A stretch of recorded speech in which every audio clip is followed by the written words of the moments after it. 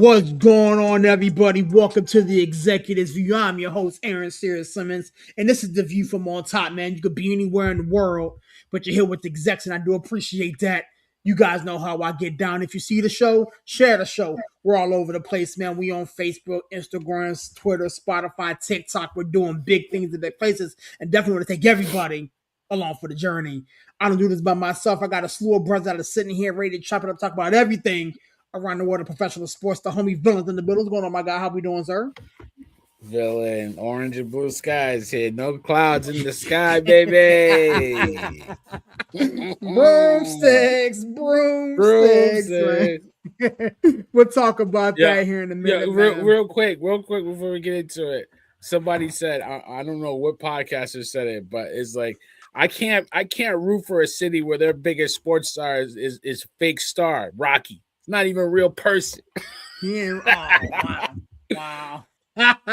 We'll talk about that. I'm sure you guys will talk about that on Thursday. By the way, shameless plug, Orange and Blue Skies coming up Thursday evening. The homie Villain and the crew is going to be sitting here. I'm not even sure they're going to be talking, man. They may just have a big ass party in here, but we'll see what happens, man. You know what I'm saying? LG's in the building. What's going on, LG? How we doing, sir?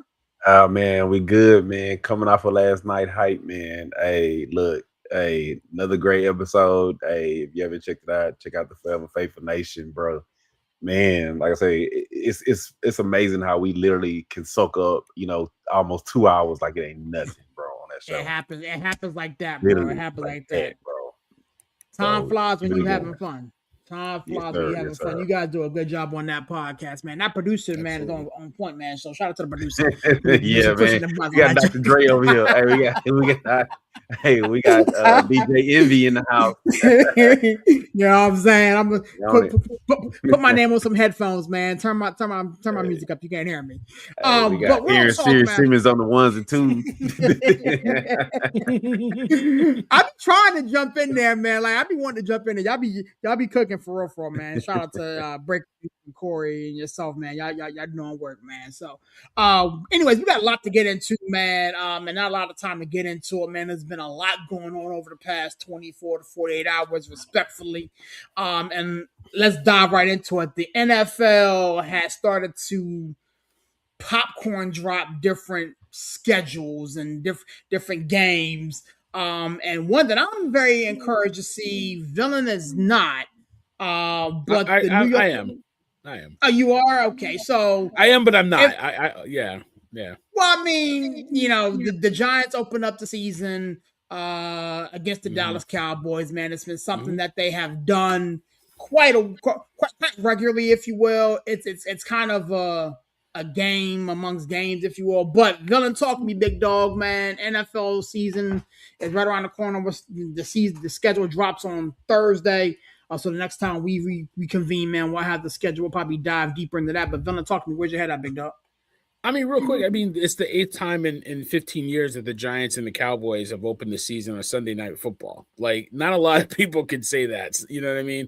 So it's repetitive to me. That's why I wasn't, like, in the chats and not too thrilled about it. But then again, it's two big football markets that open up Sunday Night Football. Where else would you go other than a couple other teams? So I understand, with Harbaugh coming in as a new head coach, Dallas, got their stars, obviously. Giants have their stars as well. Like that's a marquee matchup that they would want on Sunday Night Football. I mean, and then there's some other games that they trickled in. I think the first, I think they said that I don't think it's official, but they're saying Seattle, Chicago will open the season on Thursday night. And I think Monday night they had Kansas City and Denver. So, I mean, it'll be interesting to see if Mahomes will be healthy for that game. But, again, star power and opening week of football, they're going to have a lot of games throughout the week. And, I obviously can't wait for it. Yeah, man. I mean, Kansas City will host on Monday night. We got Thanksgiving stuff. Dallas will host the Eagles, the international games. According to what I'm looking at, they got a record 9 international games set for this year. Games in London, Brazil, Madrid. and some other spots. So, Larry, talk to me, big dog, man.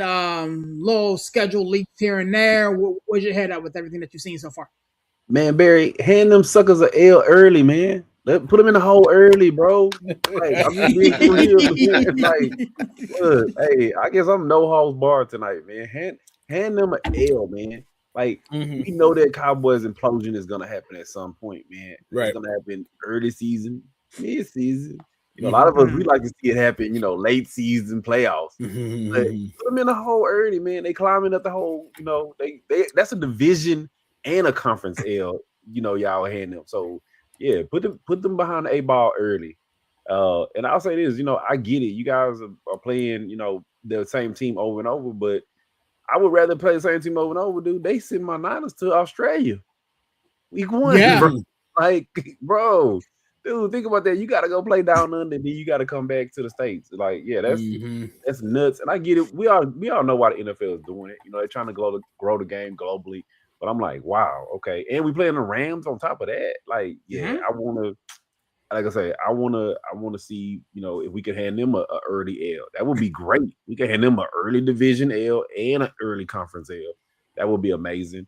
I think the highlight that I'm really kind of looking for, I don't know if you guys saw it, but the Bills open a stadium this year.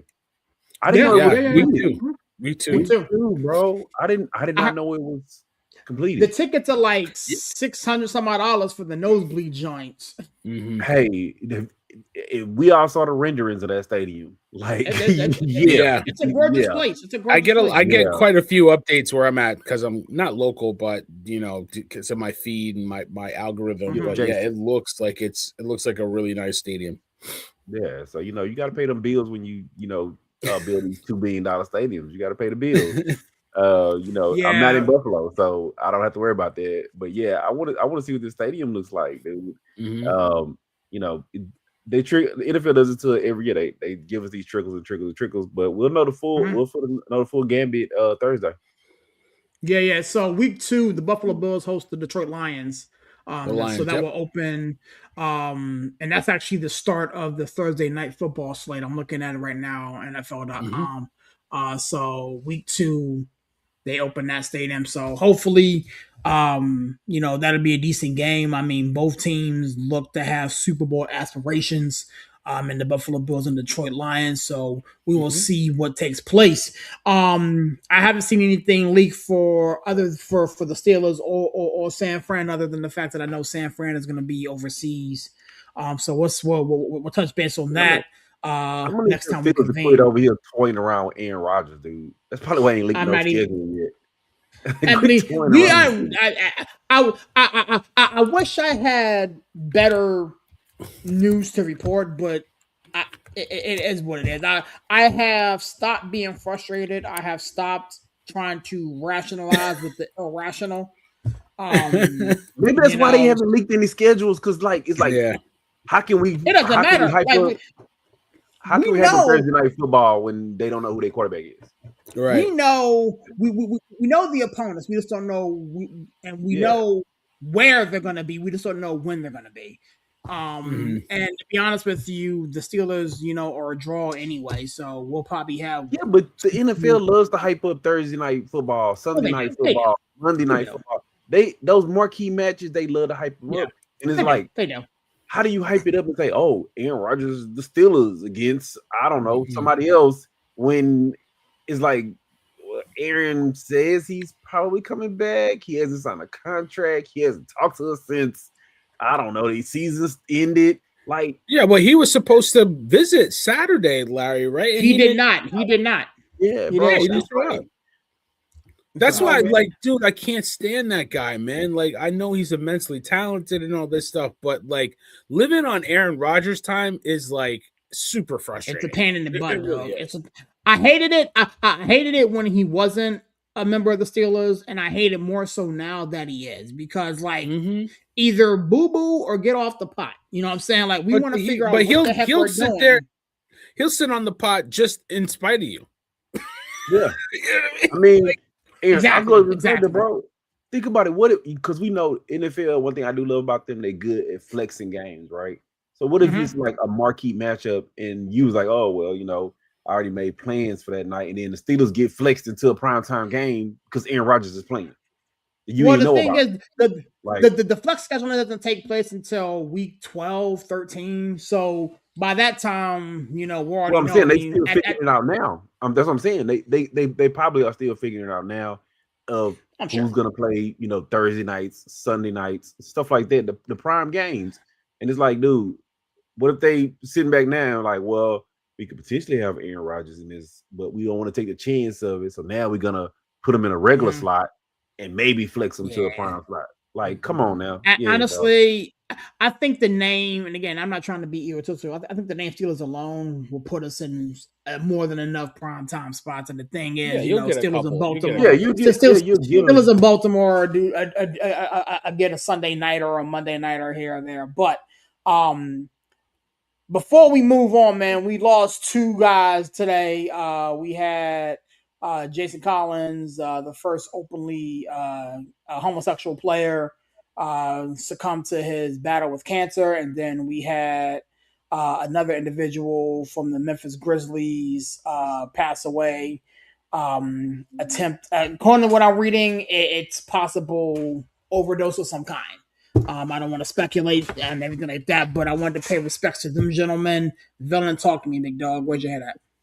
Yeah, I mean, it's two losses. I mean, prayers up for Brandon Clark and Brandon Clark, yeah. Jason Collins. To their families and friends and people that know them. Jason Collins, like you said, trailblazer in his own way. One of the 1st openly gay players. Obviously, there has to be gay players in the league way before him, but he's the first one to come out and advocate for that. So, his impact, even though a lot of people don't talk about it, is immense, especially in the LGBTQ. I always say it wrong. The heterosexual LGBTQ LGBTQIA. community. I gotta Yes. count it up. Yeah, exactly. And I do have gay friends. I apologize if you're watching. I'm sorry. I got that wrong. I do it all the time. They know me. But I got love for them too. I got love for everybody. The villain's nothing but love. Nothing but love for the villain. Yeah, You but ain't a villain then. yeah, I am to a fault. You know how I got my name, dude. They only hated me because my teams were winning. So I was like, all right, yeah, I must be the bad guy. Then y'all hate me. So that's the origin. That's my origin story. You know what I mean? Anyway, yeah, but shout out to their family and Brandon Clark. Yeah. I know you don't want to speculate, but it's devastating when you use a person at 29 years old, man. A parent 29 years old, man. Child. Yeah. 29 years old, man. Larry, talk to me, big dog. Where was your head at with all this? Man, it was a shocker, dude. Like, we was literally like, wow, what is going on today? Yeah. I mean, and how these families are. Of course, Jason Collins, he had been battling brain cancer. So, I hadn't seen any reports of it up until today. So I guess they wanted to kind of keep it kind of hush hush. But the Brandon Clark one, that just threw me for a loop. Yeah. Who expects to see a 29-year-old guy in his prime? And it's just like I said, I'm like you. I don't want to speculate, but prayers up to the families, man. I'm quite sure Jason, his brother is probably hurting right now. Yes, he has a twin. Yeah, a lot of people don't know. They know of him because he came out, but they don't realize he has a twin brother. So big ups to his brother and prayers and everything with their families today. Definitely, man. I didn't want to spend too much time on that, but I did, to Villain's point, want to mention that, and you brought it to our attention early on today, man. Moving right along, since we're talking basketball, let's talk a little bit about what's going on in these playoffs, man. Before we talk about while Larry's excited, man, Daryl Morey has been exited and kicked out in LA. In Philly. And Nick Nurse is going to remain there. I, for one, think that's a bad move. If you're going to fire the GM, get rid of the coach. I think those two should be tied at the hip. I see some questions amongst the rest of the execs, man. Talk to me. Where's your head at, Villain? I mean, Daryl Morey, what? That's his second or third coach in Philly, right? I mean, um, and you guys know him better than I do. Like, if Mm-hmm. you want a team that can get you to the playoffs but not get past the second round, Daryl Morey is your guy. He hasn't done it very much, right? He did it once or twice with Houston, but other than that, like he comes with the name, comes with the cachet, but hasn't, put the results on the paper. And um, you know, he's still stinging from that James Harden fiasco. You know what I'm saying? Both times, and Yep. Yep.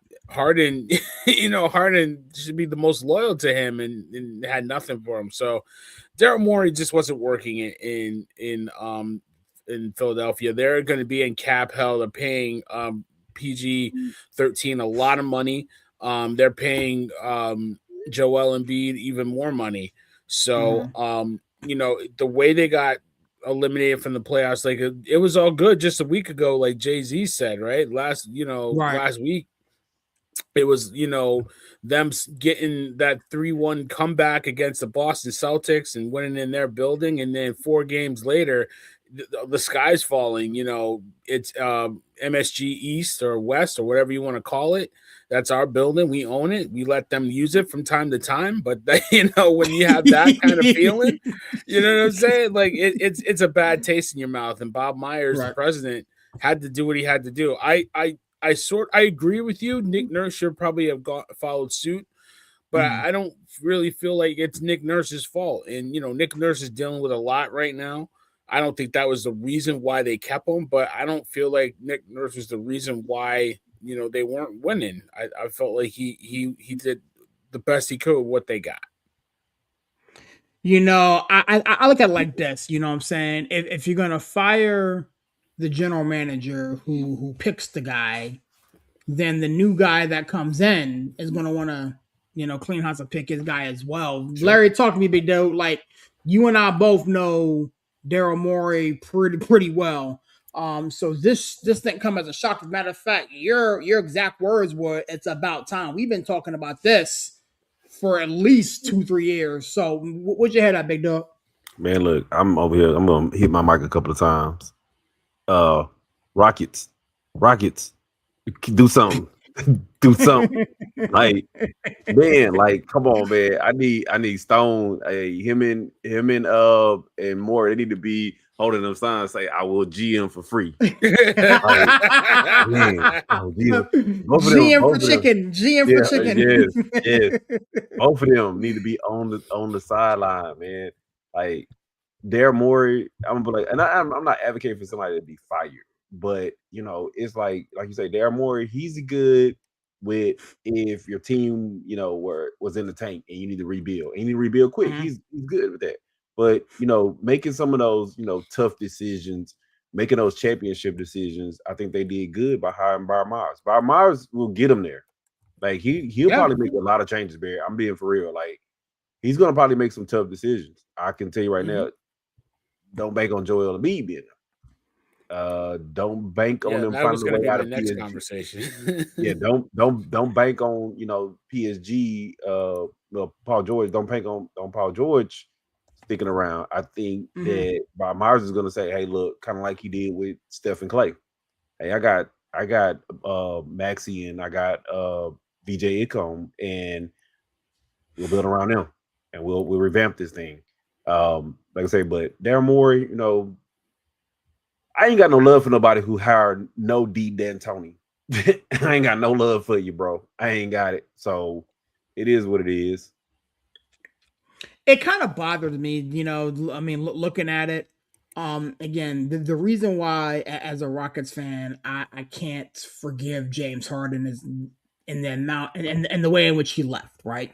And if you look at how Morey left Houston, it left a real bad taste in my mouth. And so I don't ever want to prey on a man's downfall, but I secretly am enjoying this.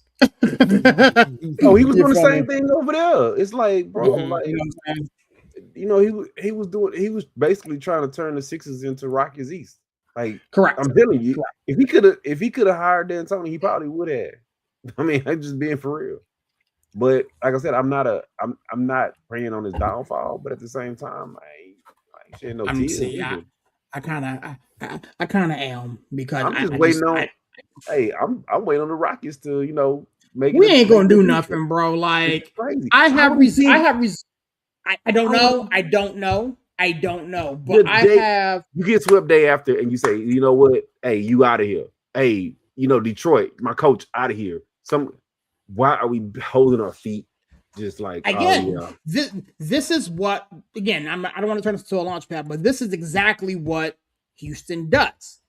You know what I'm saying? We see what our opponents are doing, and we see people in our conference are doing. We see people what other teams are doing, and we fail to self-evaluate correctly. We fail to assess the situation correctly. Like this should have been no reason after we lost to the Lakers that Ime Udoka and Stone still had jobs. And here we are almost 3 weeks to a month later, and their key card still works to get into the building. Meanwhile, the 76ers got swept out the building 2 days ago. You know what I'm after getting saying? past the first round, and still was like, you Right. know what? Thank you, but no, thank you. And we as deuces, like the baby Magic fired their coach after blowing a 3-1 lead to the Detroit Pistons, and their coach was gone. Like, what in the world is the Houston? You know what? Dude, We're not doing this today. I'm not dude, doing but you it. know I what I'm can't gonna do say, it. dude, and this is what my final say is. It's levels to stuff. And Bob Myers is a way better executive than Daryl Morey. And sometimes you have to do an evaluation and say, are we leveling up or do we want to stay status quo? And that's my whole thing about it. I see the Sixers said, you know what? Hey, he's out there. He's like just like they look at these coaches. Hey, we can get a better coach. Hey, we can get a better exec. So they said, you know what? Let's level up. I get it. I get it, man. Villain, talk to me, man. You want to get back in here, or you want to start breaking down what we see currently right now in the semifinals? No, I mean, listen, it's been a tough out for Daryl Morey. I mean, you got Harden calling him a liar a couple years ago, but I'm looking at the Sixers, man. I think the Harden was a mistake, obviously, and I think he got from under that, getting Maxey and drafting BJ Edgecombe because Edgecombe is a pretty good player. You know what? Finished in the top 3 or top 5 for the rookie of the year. Had a really good year, but when you're handing out almost $500 million to Paul George and Joel Embiid, Paul George is closer to 40 than he is to 30, and Joel Embiid can't be your best player now. He just can't be your best player on your team. I think that kind of sealed his fate. So they got a long way to go to dig out of this hole, and it's unfortunate if you're a Sixer fan, but but it's crazy that he literally like gave Jared McClain to the Thunder for like peanuts too. For peanuts. Don't he's forget he's an active player in their rotation too, right, Larry? He's very active. Yeah, he's doing work. Yeah, he's doing work, dude. Don't forget, like he's had some some head scratchers, dude. Like yeah, he may have hit on some of these draft picks, but I'm just looking right now, dude, and he hit on Maxey, but like, where's Jared Springer even at? Where's David Roddy even at? Like, he's hit on some, but he's missed on some too. And dude, it's like he has a lot of questionables out there. Like I said, I'm just looking through and I'm like, dude, he had Isaiah Joe and he like gave it away. Like, bro. Like, come on, bro. Like, yeah, it's not all good. It's not all good. He's hit on some, but it's some bad ones. Yeah, of course. Looking at the conference semifinals, right now we have a 2-2 tie series right now with the Timberwolves and the Spurs, as well as the Cavs and the Pistons. Those are the only 2 active series left. The other 2 swept up out of there 4-0. I'll start with OKC and the Lakers, man. I would like to say I'm pleasantly surprised. I knew that OKC would win the series. I wasn't expecting the Lakers to get swept up out of the club like that. I know LG's a massive Laker fan, so I'll let him bat lead off here. Larry, talk to me, big dog. OKC, Los Angeles. Where'd you head at, bro? Oh man, the best thing about that series, man, Dylan Brooks. How much is yeah. villain? That's Hey, that's my new that was favorite player. diabolical. That was diabolical, man. That's nasty work, man. That's some Hey, nasty work.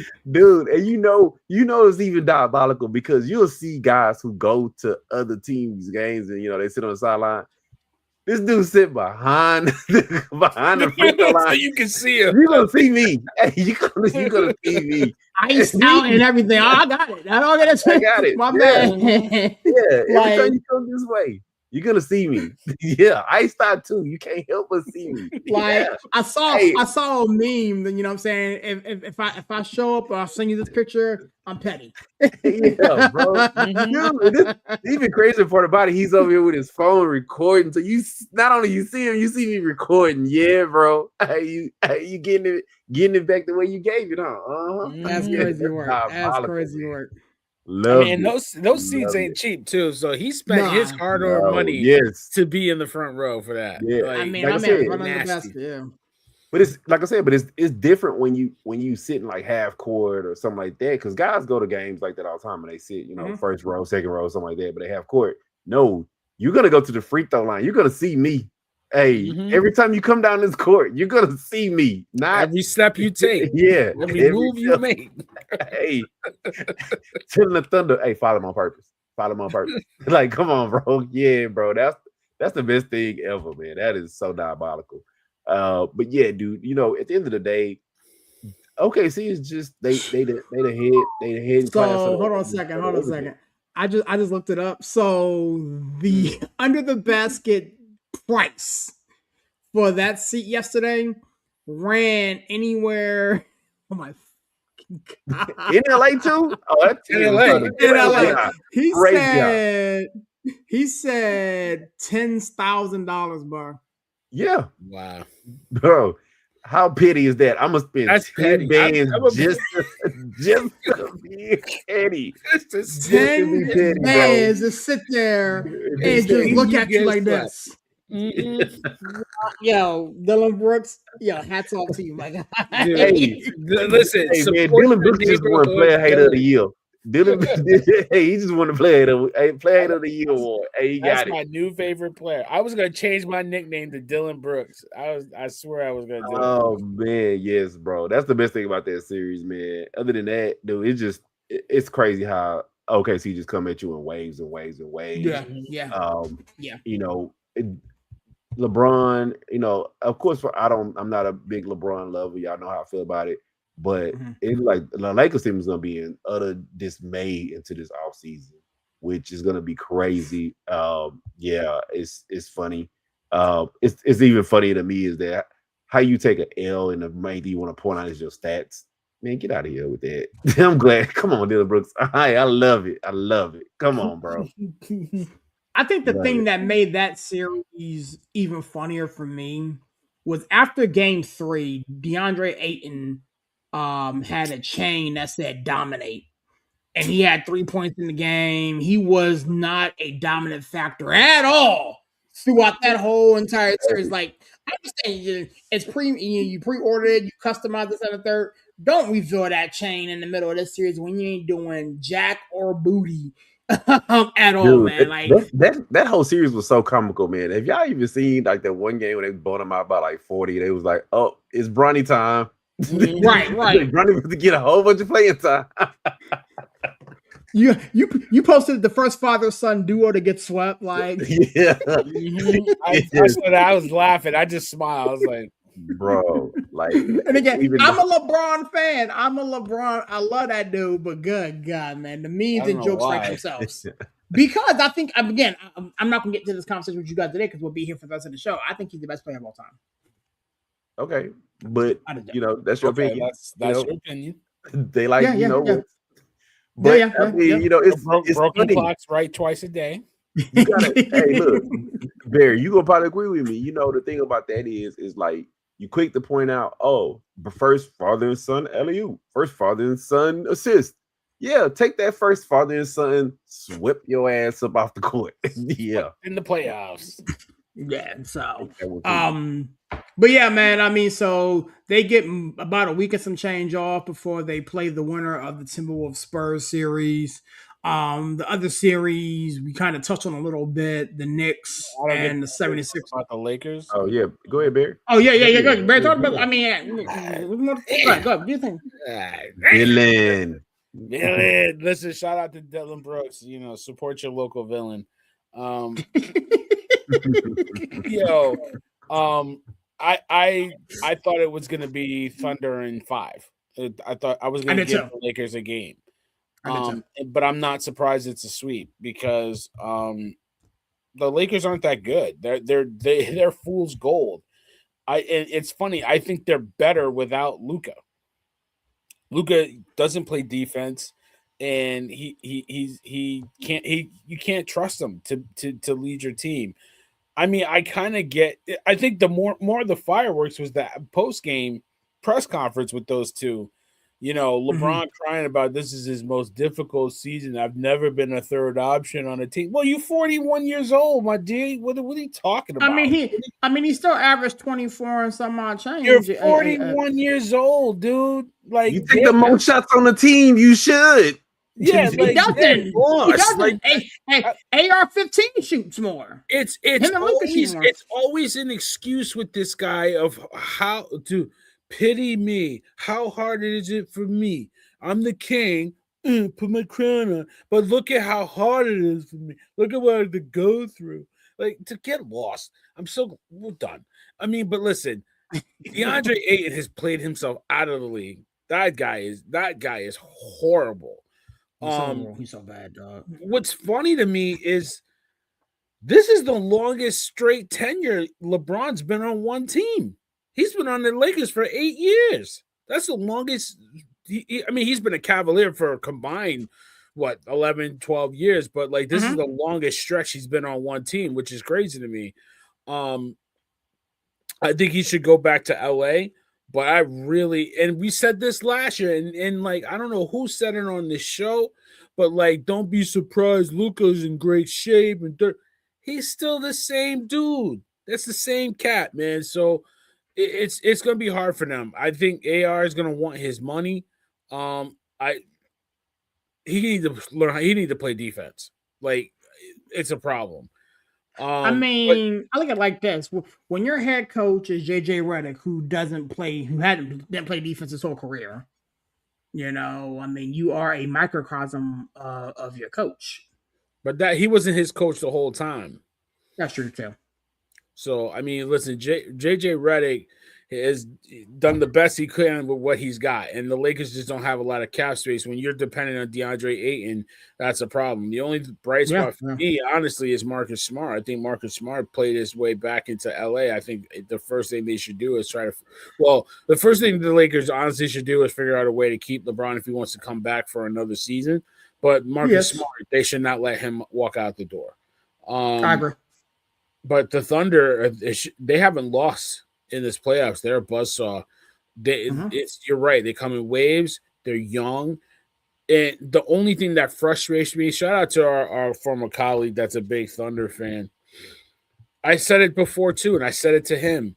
They frustrate me on offense with the flopping and just the softness on offense, but then they're one of the best, toughest defensive teams in the league, which is so frustrating to me. So, they flail and flop on offense, but then they get up under you on defense, which is crazy. But I don't know if they lose they got to lose a game eventually, but like they are another dynasty in the making if they get it done. In the making, they're here. I mean, if you look at the Timberwolves or the Spurs, coming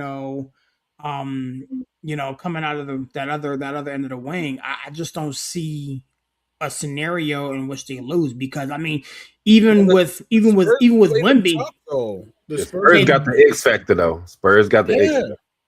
I mean, but I mean, Wemby's going to do Wemby stuff, but you have the rest of the cast that is around OKC. Like, it's more than just Wemby. It's more than Wemby to the Spurs.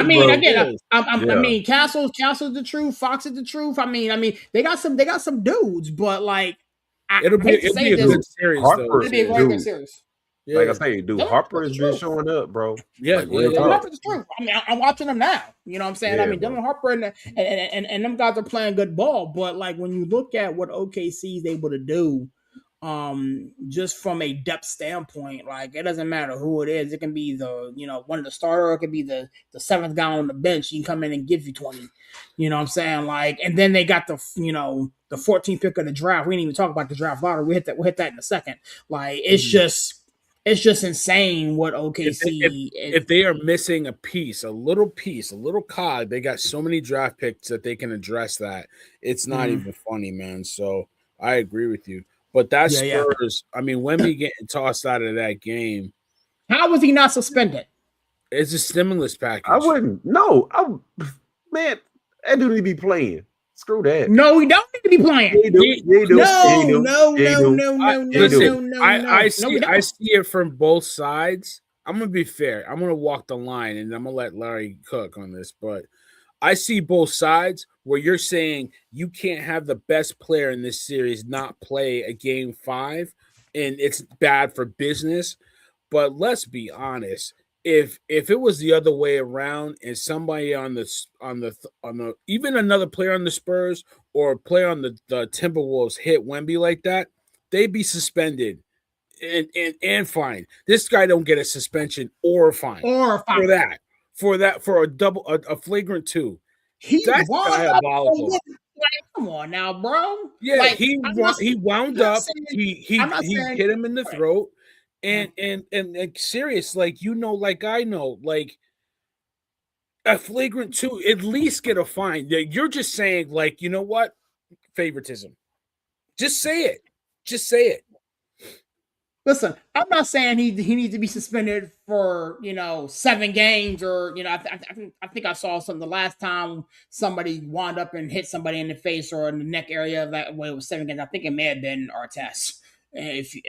But anywho, I'm not saying he needs to get 7 games or whatever, but like that was a flagrant 2. It was clear he wound up, did the thing, popped dude in the neck or whatever, and I'm watching him play game 5, and his pocket's not lighter. You know what I'm saying? Like, make that make sense. At the very least, he should be carrying a fine. At the very least, I understand if you don't want to suspend him for a game, but I mean, we all remember Draymond and them got suspended in that Cavs series. But like for a game, like I get it, but like in my opinion, he has to sit down at least a game. At least, Larry, talk to me. You disagree? Yeah, I do. I didn't want to see, dude. I get it. And I'm gonna just say this right now. I don't care about all these LeBron lovers and whatnot. Draymond would have been the MVP of that finals, and he wouldn't have won that championship. Okay. I'm just saying, I don't want to see guys get suspended in the playoffs. Then don't do stupid stuff to get suspended, bro.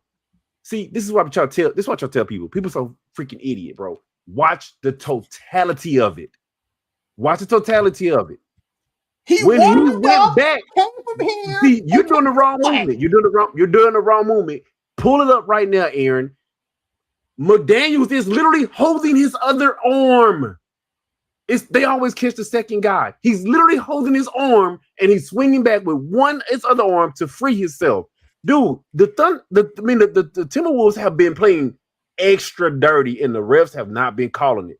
That's what leads to the stuff. Physical That's with what leads to the stuff. They are getting physical with them to get under. And this is why you need, like, bro, I'm just being for real. If you play with me and I've got into it with refs and I've told them, hey, you call it either both way or you let us both get away with it. Because if you letting this guy get away with stuff, I'm gonna elbow him. I'm gonna put him down. I'm just telling you right now. Don't. But that was a frustration elbow that because they've been doing it to him. They've been doing it to the whole. Mm-hmm. If you go back 2 plays before that, dude. Stop it now. Stop it now. Stop. I'm watching it right now. He swung with his right arm. And McDaniels was literally holding his other arm. Look at it, bro. I'm looking at it. Can you put it on the screen?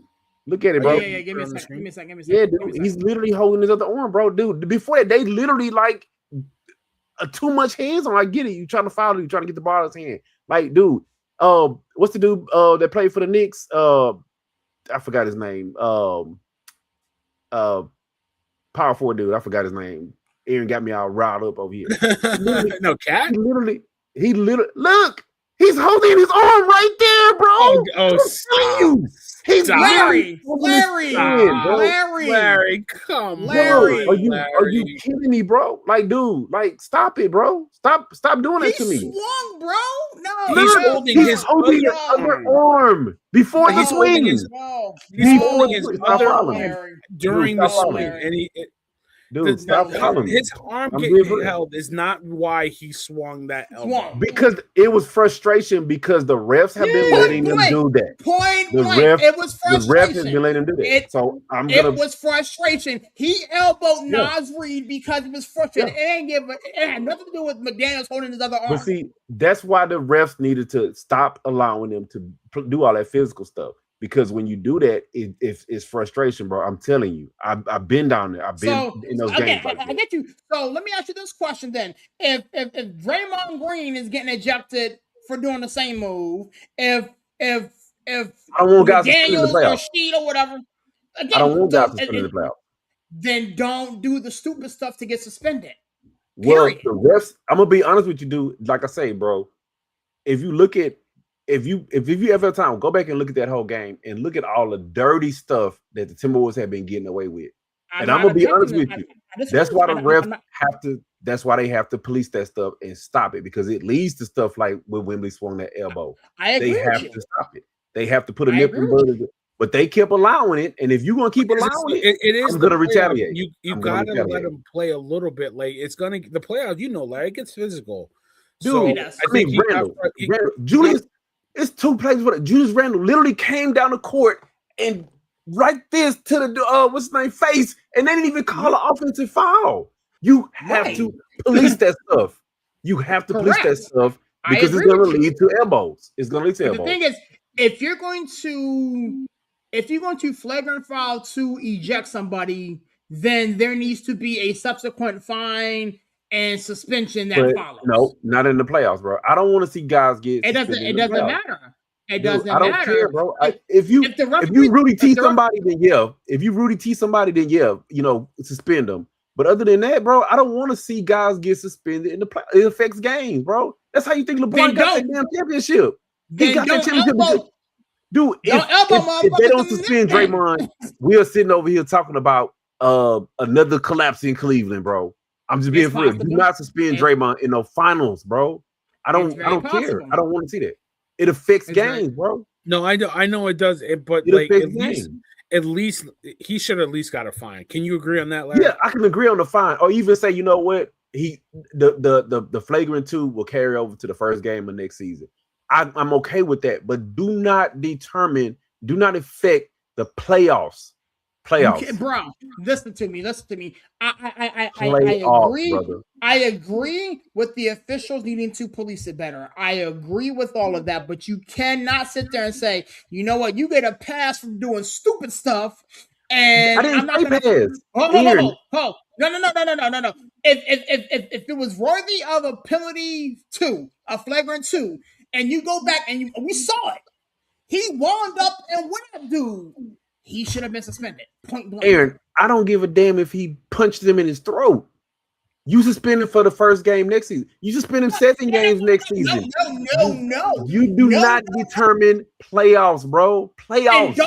Listen. Let me ask you a question. If I walk into your house, right, and I rob something, and I get busted, am I going to jail tomorrow? No, but you'll have a trial, and you'll have you have your day in court. Playoffs, my brother. I don't want to see. No. Then don't do the stupid stuff. Don't do the stupid stuff. I don't want to. I'm gonna be honest with you. I don't want to see guys to get suspended in the playoffs. Like carry it over to the next season. You see it all the time. You see it all the time, bro. Dude, they've done it. Dude, the NBA has done it. The NBA has done it. They said, The NBA has done it when their season is over. So if he would have got No, 7 games, bro. It's been players. no, sir. It's been players in the If playoffs, he would and have they got carry on to the next season, bro. if you would have got 7 games, okay, and the Timberwolves and the Spurs lose the next 2, he would have been suspended for the next 5 games, the first 5 games of the next season. No, bro, they've done it That's before. That's how it's done. No, sir. No, bro, they've done it before. No, they just went back and changed it after guys was complaining about the whole Draymond stuff, dude. They've done it before. Like I said, don't suspend guys in the playoffs, bro. Like I said, I don't want to see my playoff games being determined by suspensions, dude. I don't care. Like I don't care. I don't want to see it. You're giving him a pass for doing the stupid stuff in the playoffs. No, you're giving him a pass. Barry, did I say he's gonna be suspended? No, I didn't. Next year. Did I say no? Did I say he don't need to be fined? No, I didn't. I don't want to see him being suspended in the playoffs. But he doesn't. Yeah, he just doesn't want to see him suspended. That's in the playoffs, bro. If we subscribe to that notion, okay, the Spurs going to win this championship, this, that, and the third, and he gets suspended, game 1, game 2, game 3 of next year. How does that affect the Spurs? You as a player are held accountable and responsible for your actions. Playoff games getting affected. Doesn't matter. Don't do the stupid stuff in the playoffs. No, I don't want to see it, bro. I don't want to see it. Yeah, I mean, they're just gonna have a different standard, guy. Like yeah, man. I don't want to see it. Serious. It's just the name of the game. Like they have made the statement without making the statement that star players like Wemby are going to get the special treatment. Like you can't have the biggest import that we had in a long time not play in the playoffs. This is where they make their money, especially when nobody cares about the regular season, right? This is where they make their money. So don't say anything. Say that. Say, you know what? I think they're saying that without saying it, though. Say, you know what? We don't give a damn about all the rest of the people. You know what I'm saying? We don't care about the shield. We don't care about the rules, standards, and policies. But because his name is Wembanyama from France, he gets a pass from elbowing a motherfucker in the neck. He does. He does. Bro. You know who's one of the most. You know who's one of them who has some of the most technical fouls in the season. Luka. If Luka was playing and Luka get a 7th or 8th or whatever what it is, he got suspended. You think he got season? That was shenanigans too. You think that the NBA is gonna suspend Luka in the playoffs? Yes. They're gonna be like, we're gonna carry that over to next season. They've done it before. No, they haven't. But they did his suspension. Like he appealed it, played an important game. Yeah, bro, they appealed it. Yeah, bro. Trash game compared to he served his suspension. He served his suspension when it was due to be served. It was how it was done. It was shenanigans. But honestly, the NBA is not going to let Luka serve a technical foul suspension in the playoffs. They're not going to do it. Let's put it this. Well, it's Adam Silver. If it was Daniel Stern, he wouldn't care. You know what I'm saying? Exactly. Adam Silver is a different type of commission. Yeah, absolutely. May he rest in peace. It's a different ball game with that dude. Yeah. Before we move on, Velen, did you want to touch on the Knicks Sixers, or you want to wait till Thursday? Okay. Bong bong, do your thing. Bing bong. Listen, I got a whole show to talk about stuff, but I got to get a little taste in here. Lord have mercy. Lord have mercy. Listen, like I put out a short video, the Mother's Day Massacre. It's on all the socials, and listen, as a Knicks fan, it's just great right now, and as opposed to a couple weeks ago where it was so super frustrating to watch this team. But you look at this team; they've won. Their point differential is like 194 or something like that in the playoffs. They're smacking cats in the head, man. That's crazy. Like we would hope by this time, like not by this time, but by the end of the season into the playoffs, they would be playing good basketball, and there's a good chance to get to the Eastern Conference Finals if they can get past Boston or what have you. But the way they're playing right now is just beyond my expectation, and it's just awesome to see. And the way that they're getting everybody involved. Cat, his offensive numbers are down from a scoring perspective, but his assists are up. Jalen Brunson, this is what we talked about a lot last year, and on my Orange and Blue Skies podcast with Anthony and Joe T. Shout out to those boys. It's like he had to. It's last year was a hard 30 or hard 40 points for him. This playoff since game 3 against the Hawks, it's been an easy 30 points. If there's a such thing, right, Larry, like where he doesn't have to expend a lot of energy, pound the ball, dribble the air out of the ball to get his points. It's within the flow of an offense, and it's just coming so much easier for him. So, every night is a different person to step up. I mean, it could have been a disaster with Anunoby going down, but they didn't have to play him. You know what I mean? He gets extra rest. So it's just great. I'd rather hear you guys talk about how well the Knicks are playing. I got a whole show to talk about it, but I definitely don't want to skip over my Knicks. You know what I mean? Looking at how they played since I think it was game 3 against that Atlanta series, they've literally flipped the switch. I don't even recognize this team, to be painfully honest with you. This team here, I said this to a friend of mine today who's a huge Knicks fan. I need the apology for Mike Brown to be as loud as the disrespect was.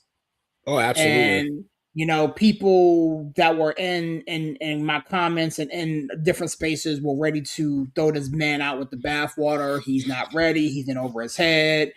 Same old Knicks, yada yada yada, this, that, and the third. And whatever was said in that meeting after game 3, whatever was done at practice, whatever was done in the film room, needs to be studied, because the way they have literally dismantled teams.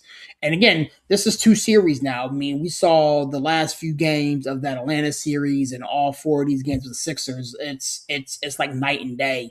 You mentioned easy 30 for Jalen Brunson. It's not even him. It's McBride. It's the bench getting involved in the playing play. great basketball. Exactly. There's ball movement. There's cutting. There's a resemblance of an offense of identity. Defensively, you guys are taking the ball away. You guys are kind of getting up into people, contesting shots, rebounding. We're not seeing Cat flop and cry all over the place. You know what I'm saying? It looks like a legitimate contender here. Coming out of the Eastern Conference. So we'll see what takes place in the next round when you guys play, either Detroit or Cleveland. But I did not expect the Knicks to dismantle the Sixers like they did. Mean, the games weren't even close, bro. Like, I think games were over. I'll give you game 3. Game 3. No, was it game? No, game 2 was close. They won that by like 6 points. I think it was something like that. That one was a little bit of a nail biter, but to your point, like it was to the point where Philadelphia didn't belong in the series. Yeah. I mean, they was just, and the thing is, the sad part about it is listening to Embiid talk about it and Maxey talk about it, how the Knicks showed up and took over their building, and I mean, it was just like, listen, you didn't give the Sixers anything to cheer about, bro. Like, you don't want Knicks fans showing up and doing their orange and blue sky chants and stuff in your building. Shut them up, win a ball game. You know what I'm saying? And so, Larry, talk to me, big dog. Knicks, sweep the Sixers up out of there, man. Starting the clean house of Daryl Morey and whatnot, man. Where's your head at, big dog? I mean, I love it, bro. I mean, a lot of people was like, man, Mike Brown's around higher. I said no, Mike Brown is right higher, because one of the problems with Tibbs was Tibbs didn't like playing his bench. Mike Brown will play your bench. Tibbs don't make adjustments. He doesn't like to do that. And Mike Brown will make those adjustments. He did make those adjustments. Yeah, I mean, the biggest problem with Mike Brown has always been, some of those crucial crunch moments. And then of course, him butting heads with, certain quote unquote players. But I don't think this Knicks team have a player on the team that has the ego like that. I think that they have because of course you gotta remember they got three Villanova guys. Yeah. So they used to kind of playing as a team. I mean, because if you watch those Villanova games, man, they was more of a team. Of course, guys like Brunson and DiVincenzo got their headlines, but they were a really balanced team. And you see it now with the Knicks that Brunson. It was always, he has to have the ball in his hand. Brunson don't mind not having the ball in his hand. I actually like the fact that they're playing through Cat a little bit now, but they're also, like you said, the ball movement. It's the rotations.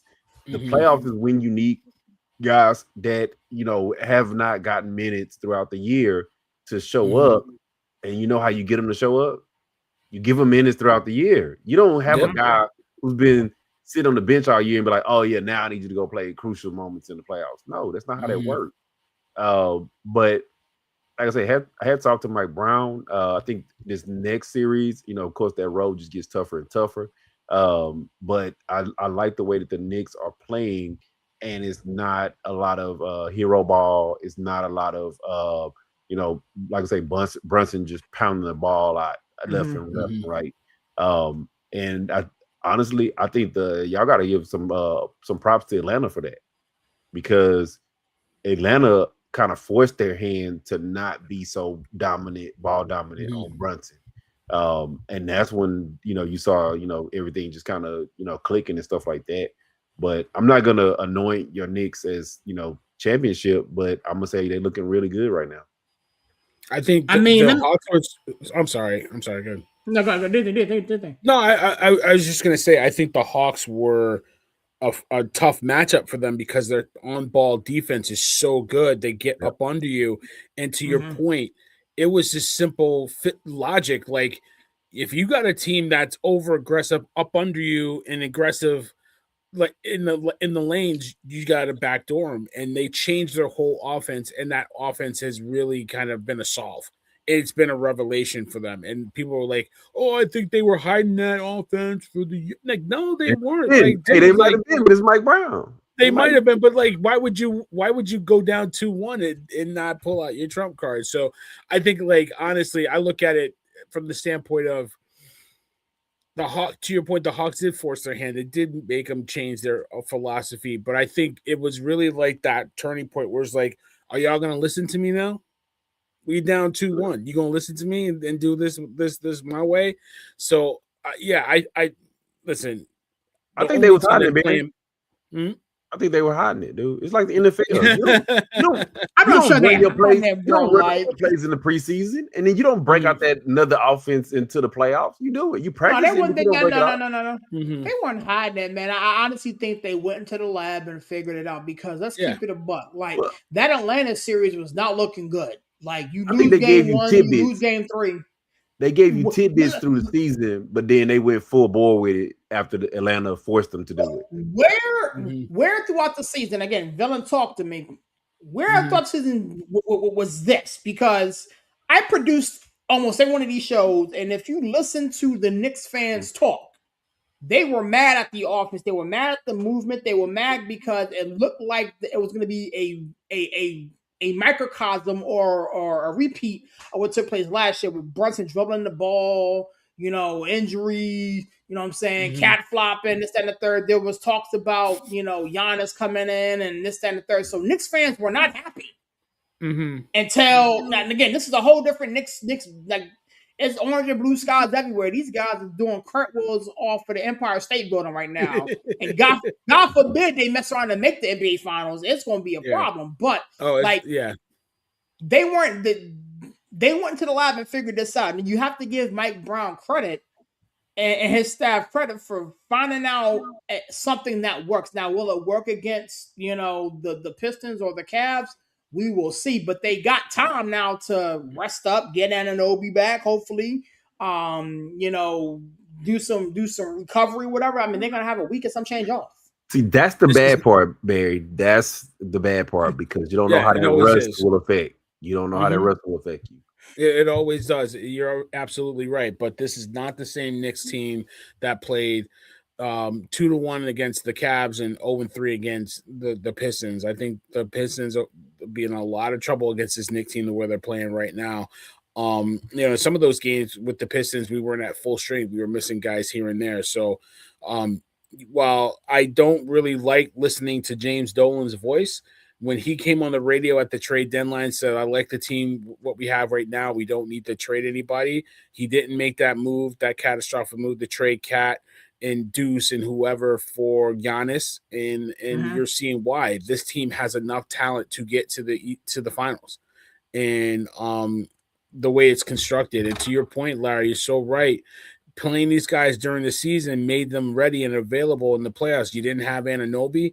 You had to Landry Shamet hadn't played much in the playoffs.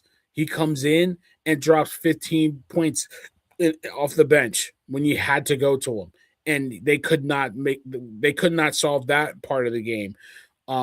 It's just this is one of the deepest teams in the league. As far one of the most talented teams, and I think right now all the pieces are clicking. And if I were Detroit, this is not the same team that we beat up on. You better be worried. Yeah, I agree with you, man. But I'll leave it there. You got a show to do on Thursday. I'm sure you and Joe T and Ant will I would actually give you guys a better odds, but there's some monsters on the other side of the fence. No, they do. But you know what? Duran is not playing good basketball. If you've been watching this series, he is not playing very well. No. I'm talking about if y'all come out of the East. It's some monsters on there. West coming. Oh no, out. absolutely. I agree with you. Yeah. But you know what? I'll give a puncher's chance to them against the Thunder. I don't know, and I think we played very well against the Spurs. Let's be clear. So, we puncher's chance to the jaw. Yeah, I mean, but listen, we lost 2 games to the Thunder, but both games were close. We beat the Spurs a couple of times this year, including a blowout at home. I don't count that one. I don't count that one, Barry. Hey. It counts. Why not? Hey, it absolutely counts. On Christmas Day, we put Buta behind, man. Like that was the last game of a rodeo run, bro. Like, bro, I'm gonna just say that one. You gotta take that with a grain of salt, man. It's orange and blue skies here. Why you want to kill my high, man? Why you want to kill my vibe? I told you, man. I'm on one today. Are you Kendrick Lamar? You Kendrick Lamar? No, I told you I'm on one today, man. I'm just saying, bro, dude, that rodeo run is crazy, and you played them the last game, and we beat them in the NBA Cup. Talk about that. Let's talk about it. Let's talk about it. Nobody talk about this before victories. Wrong show. I don't even care about no NBA Cup. It's like getting a participation award, man. I feel you. NBA Cup. But Donovan Mitchell has stepped it up when they need to. Like him and James Harden. And James Harden. Those two are playoff nightmares. And the 2 games they needed at home to hold serve to get it back, very up and down. But listen, 4 points in the first half and then 39 in the second half. I mean, yeah, he went off. You got to give him his props. And James Harden figured out, like, hey, if I don't turn the ball over and I get more baskets and turnovers, that's actually a good game. So let me try that again. So, he actually did it. So listen, Detroit, I'm not impressed with their playoff run right now. They struggled against a physical Orlando team. Like I said, James Duran is not playing good basketball. Cade Cunningham, turnover machine. And they're already not a good perimeter shooting team. So I don't know about these Pistons, man. They're a good team. They're having a good run at it this whole season, but this playoffs have been a lot left to be desired in Detroit. So I think this series goes 7. I'll say this about that particular series, man. You really don't get into a series until you win on the road. And so, the Pistons and Cavaliers did expect what they're supposed to do. They survived home court. Game 5 tomorrow obviously is going to tell us a lot, but if Cleveland can go on the road and get one at the Palace, they're winning that series. They're winning that series because I don't foresee Detroit going, into Cleveland and getting one. Now, again, we do know the 2 guys on the Cavaliers, do not fare well in the playoffs. Individual calls them choking dogs and whatnot. And as a hardened guy, somebody who's had him on his team. You're a Harden guy? No. As somebody who has had Harden on his team, Yeah, but I so know that you didn't he said Larry, didn't he said as a hardened guy, he led with that. You heard that, right? Yeah, I did. listen, Yeah, I did. listen, Yeah, like listen. He Y'all loves didn't let James me you, finish. Harden. you Y'all didn't let me Loves finish. no, James Y'all didn't let me Harden. no, finish the you statement. Y'all didn't let can me you finish the statement. can we edit the show? Because I No, don't no, Lord, no, I no, feel James bad for you Harden. because I know you didn't mean that. I know you didn't no. mean that. But He's we've just seen salty. James Harden.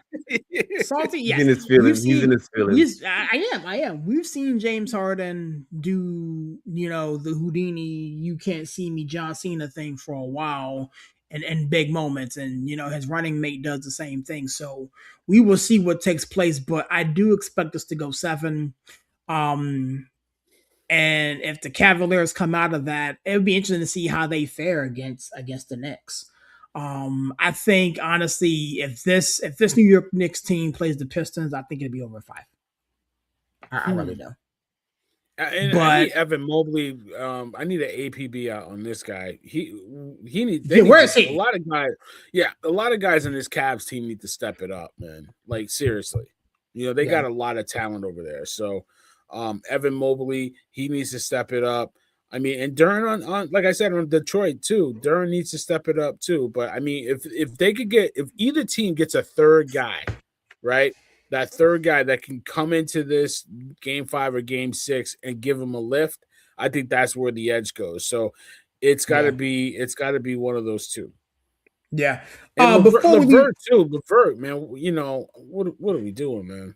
yeah, Dude, before we the leave, Allen. Where's Allen? Dude, Allen was a lob monster.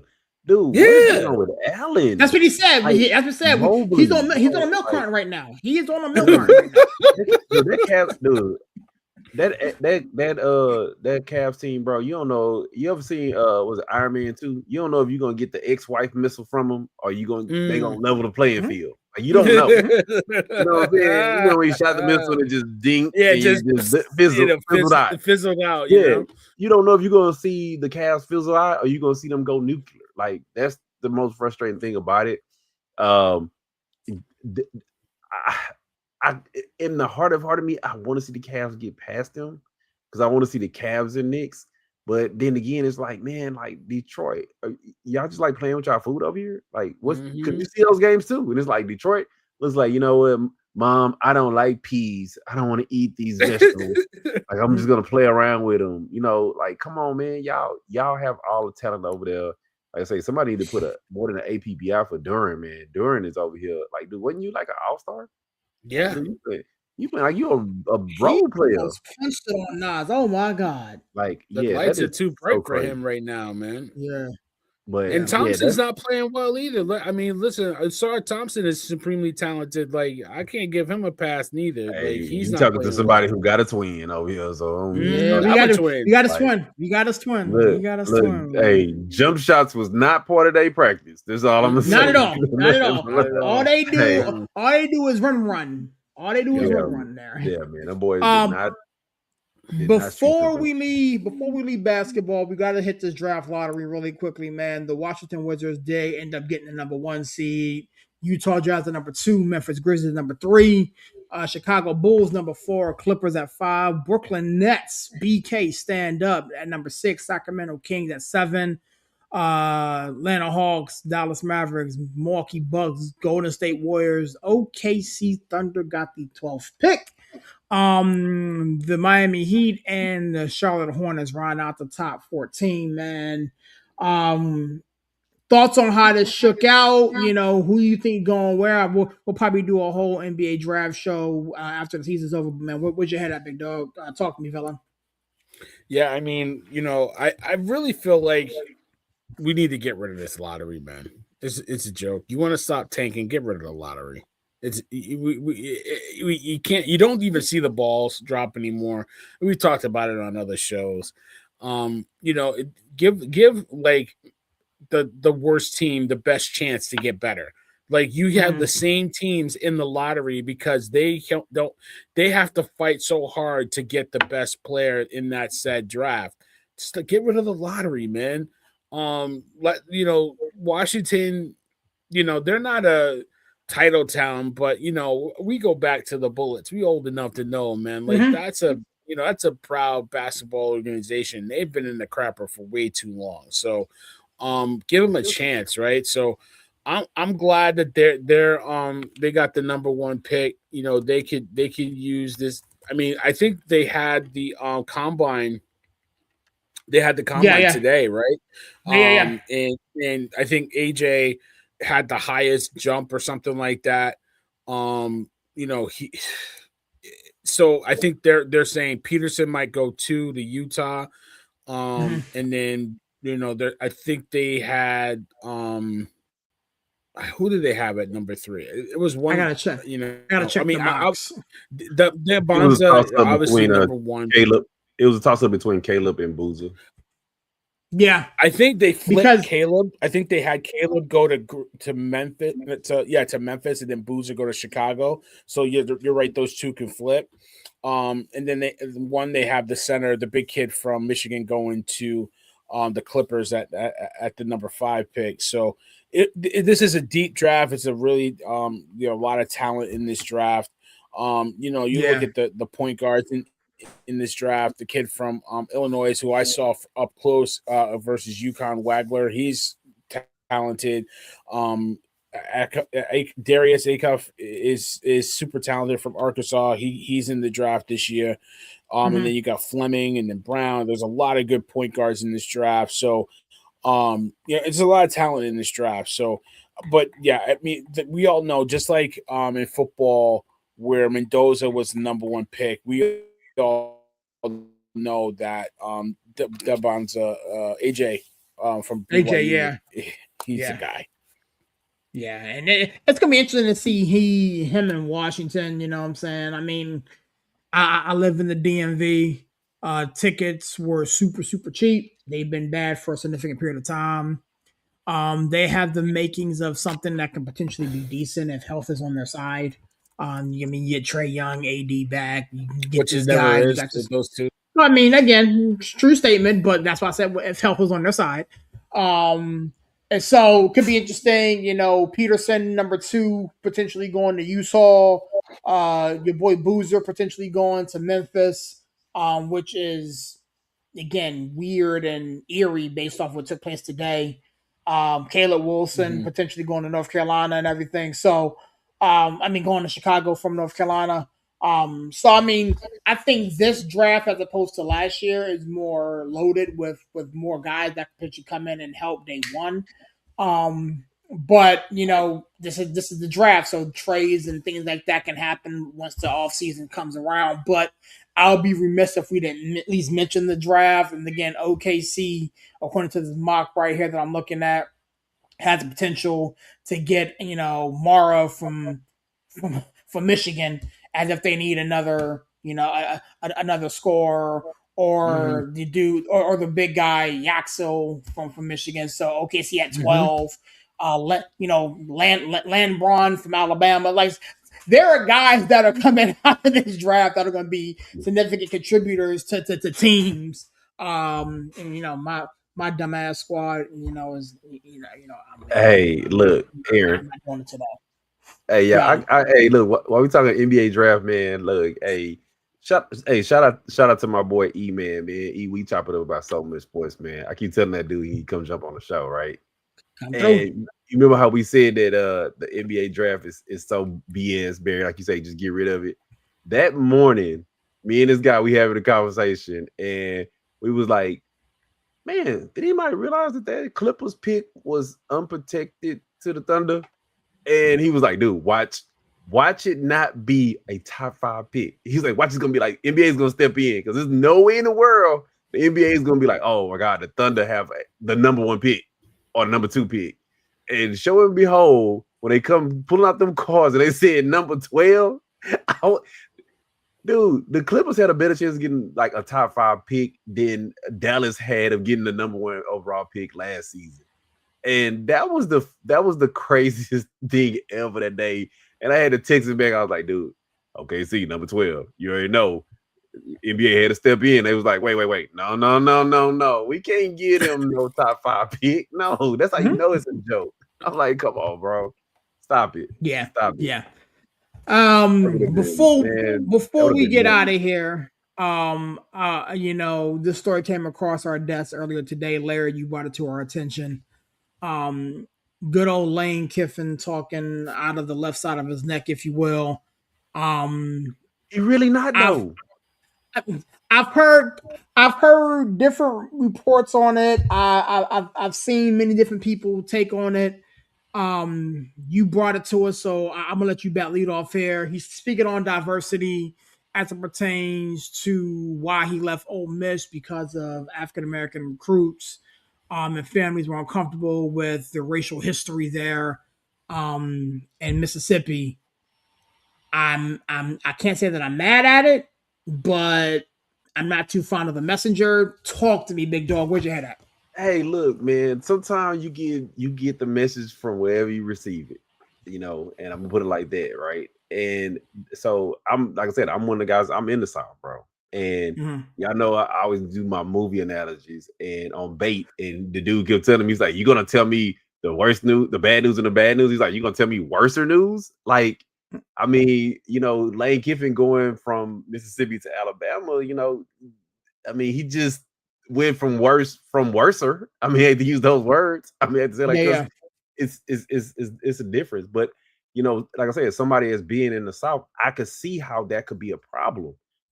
Because you go to these young kids' house, and you don't just recruit from Mississippi. You recruit from Florida. You recruit from Texas. You recruit from New York. You recruit from California. You recruit from basically wherever a guy's a good quote unquote player, Mm-hmm. and getting that said player to come to Mississippi, and it could be a struggle. And you know, like I say, I don't want to offend anybody watching the show, but like he said, a guy comes there and they're still flying Confederate flags. Mm-hmm. you know how do you get a guy to say this is where I want to come? How do you come to get a guy to come to a university that still has a lot of these Confederate statues up and these Mm-hmm. Confederate leaders? And now you go and talk to their grandfathers or their grandmothers who may have been around in the 60s and 70s or even earlier, when things wasn't as the way they are now. And it's deep seated within their mind, like, hey, don't let your kids go here. Don't travel that way. Go Mm-hmm. the other way. You only we started movie Green Book, like you have to stop in certain cities. Don't Mm-hmm. this is history. This is real life. And in some parts of the United States, it still exists. Mm-hmm. So, we may not like the messenger. I just don't like the fact that he was the first person to speak out about it. Like I say, me and my boy, we have these conversations on a daily basis. It even sheds even more light into the, like Alabama. Like I say, I'm in the South. It's certain places you don't go. Alabama, Mississippi, certain parts of Louisiana, certain parts of Mm-hmm. Texas. It's some places you don't go. It sheds even light. It make you think, like, how did Nick Saban get a lot of these players to Alabama? I mean, it's been rumored for years. I honestly, I one of the guys. I think he was paying them. I think he was paying them because, and that's why he has a problem with NIL, because now he's not the only one paying them. Look, there was more gold in Tuscaloosa than Fort Knox. And these dudes was walking around with $500,000 chains on their neck. Like, come on now, we know that it was more Dodge Challengers on the Alabama campus than at a dealership. Like, we knew Nick was doing it. We knew Kirby Smart was doing it. Those Mm-hmm. McDonald's bags been showing up. And like I say, it brings further light to it. Like, how do you? I'm being honest with you guys, and let me be serious for a second. If your kid is getting paid crazy money, yeah, okay, cool. Go to Alabama. Go to because nobody else is paying you. Go to Tuscaloosa. Go to Mm-hmm. Mississippi. But if they're not getting paid, or quote unquote now everybody can pay everybody, I'm not gonna steer my son as African American to go to one of those schools. I'm just being honest with you. And I don't want to have that conversation about where do you go, where do you not go, what do you do, what do you not do. Um, Go, go somewhere where you don't have to worry about that. Or if let's just say Mississippi was offering them, $1 million in the NIL deal, and somebody else was offering them $500,000. Hey, you take the $500,000. I don't care about the other $500,000. You go take the $500,000 because you're still getting a lot of money, and you don't have to deal with the things of that nature. And like I said, is for somebody who is African American and in the South, it was quote unquote, unsaid, and he said it. He said it. Like we thought about it. One thing we talked about on the show is like, think about it. When Nick Saban got to Alabama, who was dominant?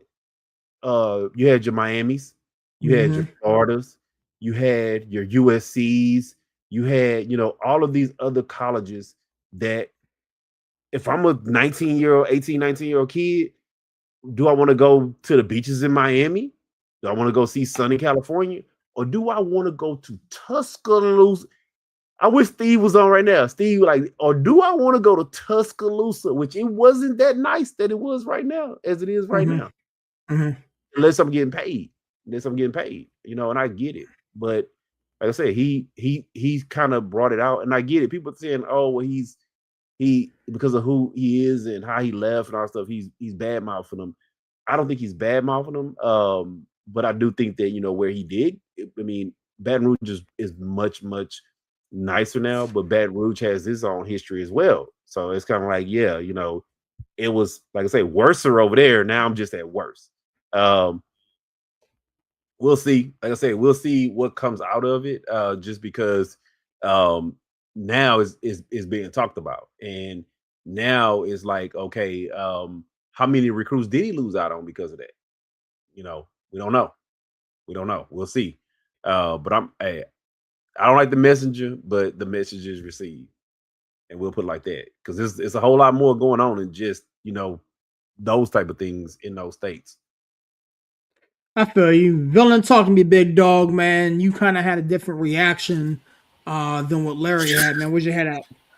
I mean, listen, I don't like Lane Kiffin. There's no secret. This guy, everywhere he goes, like a trail of bodies follows him around. But he's not wrong with his statement, right? I mean, I can't put it any other way than Larry put it. I mean, it is the Deep South, and Confederate flags flying around, and it's an uncomfortable situation to be in. But Lane Kiffin, he walked it. He didn't walk the statement back. He just said, "I hope people weren't offended."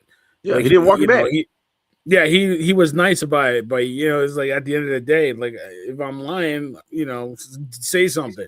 Prove me wrong. I mean? Prove me wrong. Yeah, prove me wrong. So, and it's that uncomfortable truth that we don't talk about, but we know it's true. If you go down south, you go to Baton Rouge, you go to Louisiana, it's a different feeling than when you got to go to Oxford, Mississippi, Ole Miss. It ain't, you know what I mean? Running Rebels.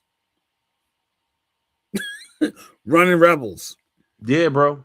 Yeah. Running rep. You know what I'm saying? Bro. So like, that part. So it's all in your face. You know what I mean? So, yeah, I it's just Lane Kiffin. I'm just not a fan. You know what I mean? But just because I don't like the messenger doesn't mean I can't say that the message ain't right. I mean, I'm going further. Y'all think I'm joking when I say this? There are no major sports teams in any of those states. Think about it. Mm-hmm. Louisiana does. It's a college football state. I mean, Mississippi, they got Alabama. Mississippi and Alabama do not have that little part of this. Yeah. That's the deep South. Like deep. I passed through there. I drew through there. I didn't stop. I drove from New Orleans to Dallas, and that little stretch right there. You hit through Alabama. I didn't stop. I drove from Houston to Philadelphia, and I had to go through all of them.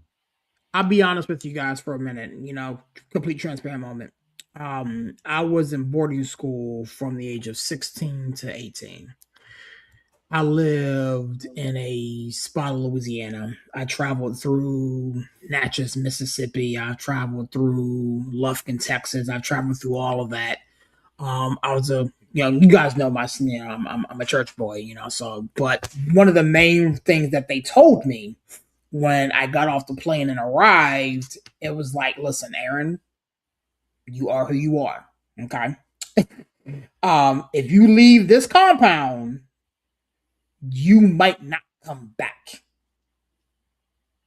And so when I hear what Lane Kiffin is saying, it resonates with me because I had, good Christian God-fearing men, friends, people I'm still friends with to this day, tell me to my face, at 16 years old, that if you walk outside of this compound, there are people that don't give a flying F about you. And so when you're Lane Kiffin and you're trying to recruit and get, walk into parents' living rooms and say, hey, trust your kid, with me and this, that, and the third. And it's very, very difficult to do. I don't say it's much easier to do at LSU.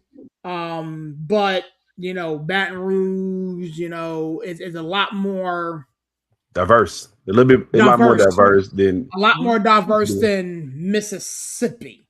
Yep. I'm gonna shoot you straight. We had to go on tour. We went on tour. We raised money for our place where I was at.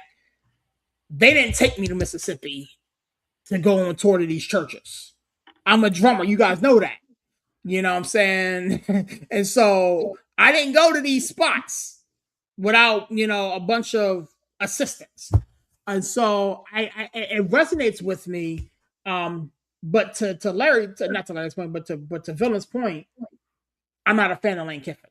So, but there's a saying, what I'm saying, hate the messenger, but did you get the message? Dude, it's more even pissing me off even more is that why did he have to be the messenger?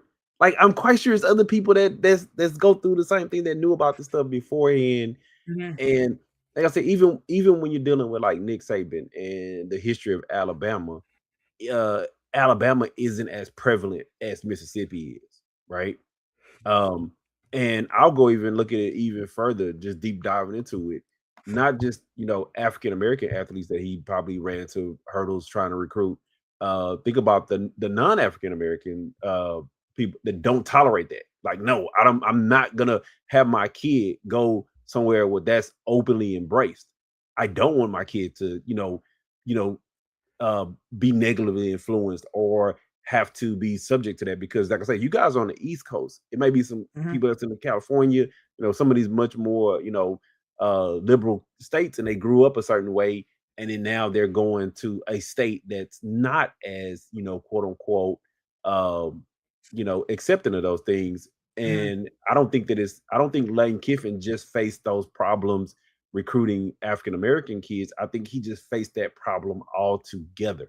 Like, I'll quote you, Aaron. I'm just keeping it a buck. Like, these are states where people like, we know what Confederacy stood for. We want it taken down, and there was literally fights about taking down statues, taking down flags. Like, why are we still flying that flag here? We know what it represents, and that's just something that a lot of people are not going to tolerate, and they don't want their kids to be subject to. I'm a firm believer all kids to some degree are a product of their environment.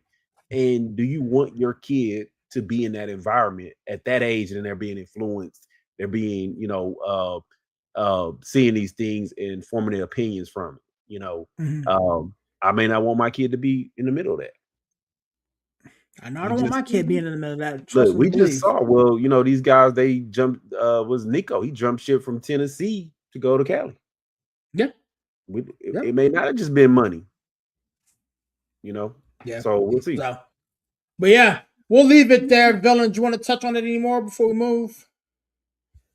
That sounds like a plan to me, man. Well, check this out, man. We are at the tail end of tonight's show, man. It was a great conversations all the way around, man. You know how we get out of here, Villain. Larry, talk to me, big dog. Get us out of here, big dog. Ah, man. Hey, look. Hey, I'm. This was a great show, man. We ran the 3-man weave again. Look, hey, 3-man weave, man. We got more stuff coming down, but hey, look. Even if you only get us 3 on Tuesday, I'm gonna just put it like this, man. Hey, you getting backstage business tomorrow? Oh my God. I was watching last week, man. I sure hope you guys can get around that no response reaction stuff. That is so Crazy I'm work. I'm not going full nuts tonight, but yeah, just keep checking out everything we're doing. Orange and Blue Skies. I don't know. We're gonna be fighting for Mondays now because my Nana show is just oh my God. Yeah, we doing things. Hey, we literally over here fighting for airtime. So we'll keep it moving. I'm gonna keep it short and sweet. I know y'all boys. I know Barry probably sleepy. He only gets sleepy on Tuesdays. He wide awake tomorrow. Wednesday, my man ready to go tomorrow. I gotta work, man. I gotta work. Tomorrow, I'm telling you right now, if your ass is wide awake tomorrow, I'm gonna dog you in the comments, bro. I'm gonna drag you. I'm letting it roll right now. He better have crust in his eye tomorrow. It's different. It's different when you got a host, Larry. It's different. No, Wednesday's a hump day, man. You should be tired on Wednesday, man. I'm tired every day, brother. I'm tired every day. If I see you even yawn, I am gonna drag you tomorrow, bro. I'll be fine. I'll be tired as hell on that show, man. I'm gonna drag you tomorrow. We be tired, man. We argue a lot more on that wrestling show for sure. Dude, I be arguing with him because I'm like, Bear, you just said you was sleepy on Tuesday, and now the next day you wide awake. Like, what happened, brother? What happened? Like, man, let me know. But yeah, I'll close it out like this, man. Drew Allen 27. I'm gone. He gone. Villain, you know what to do. Get us out there, big dog. Yeah, man, listen, make sure you listen to that 49ers show. They do a great job out there. Shout out to Breaking News. Shout out to Controversial Corey and Larry. They do a great job there. Thank you, everybody that's rocking with us. We got the Backstage Business tomorrow talking about our tribal chief getting demolished. Oh, man, Lord have mercy. And, NXT tonight, Kalani James. Lord have mercy. But nah, they worked, man. That was a great match. Yeah. So we'll be talking about that and some other things, obviously, tomorrow. Orange and Blue Skies recapping the second round semifinal, the Sixers and Knicks. I could do that in 5 minutes. It wasn't much to it. Get your brooms out. But we'll be doing that and a lot more shows coming at you, man. We got a lot of things popping. We got a little website coming pretty soon. Yeah. We want to get that popping, but we're doing big things, man. We having a lot of fun doing that. Thank you everybody for rocking with us. Make sure you support your neighborhood villain. I'm out of here. Peace. Appreciate you, big dog, man. It's your boy Sirius up in that 412 and the 703, man. Such a privilege and pleasure doing this show with these two gentlemen on tonight. As they are alluded to, tomorrow we're back in the building talking about everything around the world of WWE, man. We got a lot of stuff to get ready for. We may or may not be recapping Backlash. If you missed that episode, check us out on our wherever you get your social media, whether you stream it on Spotify, YouTube, whatever the case may be. That show is there. We got a Saturday Night's Main Event that's coming up, and then end of the month Clash in Paris, or no, Clash in Italy, France. They're in Italy. Clash in Italy, man. So we got a lot to talk about. And it's gonna be fun, man. Shout out to everybody who's been rocking with us, man, over our friends over at Nonsense Thoughts podcast, my friend Trevor with the Playbook podcast, and so many others, man. I always say this table is big enough for everybody. Get in where you fit in, man. Trav, Wicked Bitter, Sid, Virginia, there's so many, man. If I stop mentioning people, man, they get their feelings hurt, man. Whatever. With that being said, I close out my shows like this, man. God is good, even though some people are not, man. God bless. Catch you guys on the next one. Peace.